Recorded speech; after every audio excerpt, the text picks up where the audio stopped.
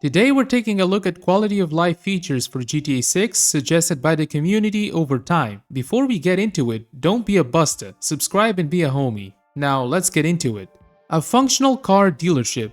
From those who missed the visuals of the grody dealership in GTA 4 to role players in 5M who already have access to such a feature, this is a thing widely requested by the community.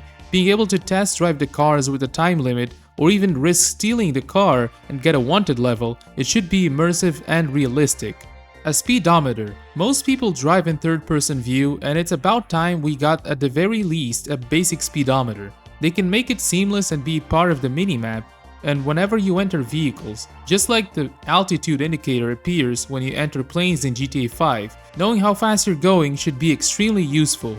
Navigation or GPS voice lines. Ever been in those situations where a location and waypoint on a minimap are confusing and you don't go where you're supposed to go, or for some reason you couldn't look at the minimap at a given moment? GPS voice lines were a feature in GTA 4 and they were very useful in some circumstances. Because Liberty City was a huge and very urbanized location, especially if you were a new player, the GPS voice lines were really useful and helped you find your way, and it was also very immersive. With how big we expect Vice City to be, it shouldn't be any different, and we can be sure we'll get lost many times in the beginning.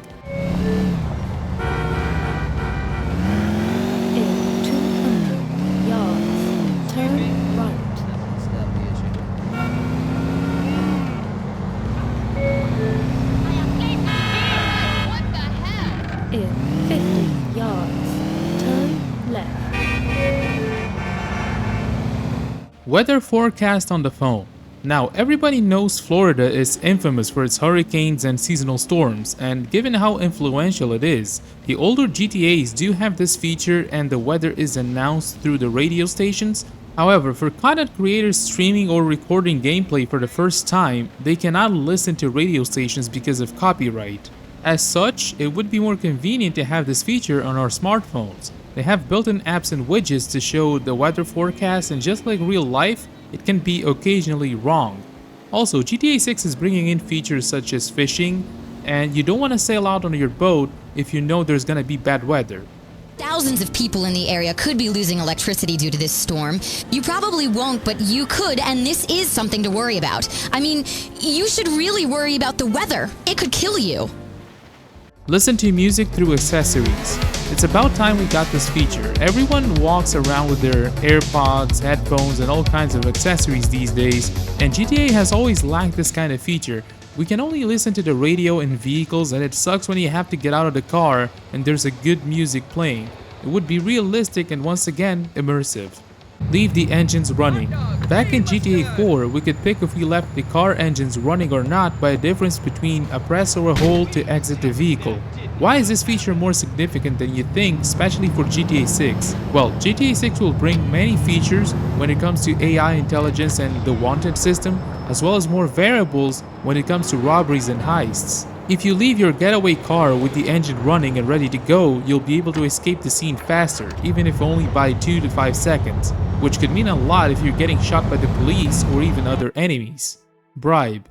Dirty cops exist, and as unfortunate as that is in real life, in the GTA series there are many situations where we're doing something or going somewhere and in some way we get a wanted level, and trying to get away isn't always easy and it can be time consuming. But with the ability to bribe authorities, we could just pay the officer trying to arrest us and move on. Of course, they should make it so that not every officer accepts bribery, and for realism's sake it should only be a low wanted level feature, like 1 or 2 stars. Alarm clock. What do I mean by this? The GTA series has some missions or side activities that you can only access at a specific time in the day, and usually most players resort to sleeping to let the time pass. Rockstar gave us a workaround in GTA 5 by making the clock advance once we get to those missions. However, not every single mission, side activity, or even world events like the UFOs in GTA 5 has such a feature available. And sleeping has a specific set time and duration, and you either wake up too late or have to play until the specific in-game time you want in some cases. If we could select what time we want to wake up, it would be a very welcome feature. Buy more properties, but more specifically, safe houses. GTA Vice City and GTA San Andreas were the kings of real estate in the franchise, with it being toned down in GTA 4 but able to unlock more as you progress through the story.